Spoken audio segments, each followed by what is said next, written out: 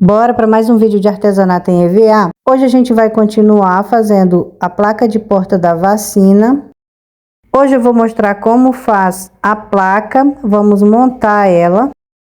Lembrando que essa placa, se mudar o letreiro, pode estar fazendo uma placa de porta, qualquer placa que você queira estar utilizando aí, que você esteja precisando. Essa placa ela está medindo aproximadamente 40 centímetros. Eu fiz um círculo, você pode estar utilizando aí uma tampa de um vasinho de plástico, uma forma de bolo, utilize o material que você tem aí. Eu risquei ela com aproximadamente 39 centímetros, fiz um círculo com aproximadamente 39 centímetros, recortei e colei em uma outra folha de EVA.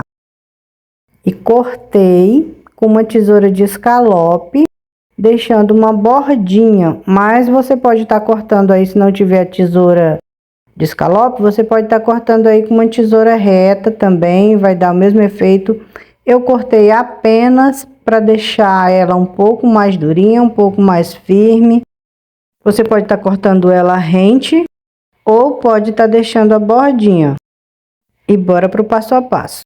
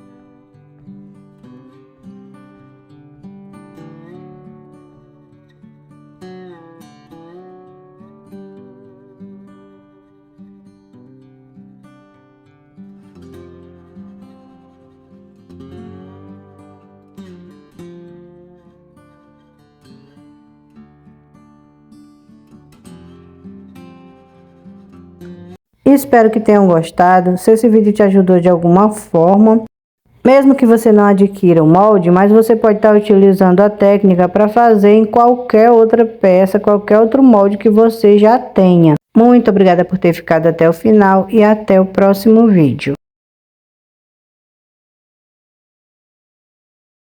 Não tenho parceria com nenhum deles, eu só estou mostrando para você saber quais são os materiais que eu utilizo.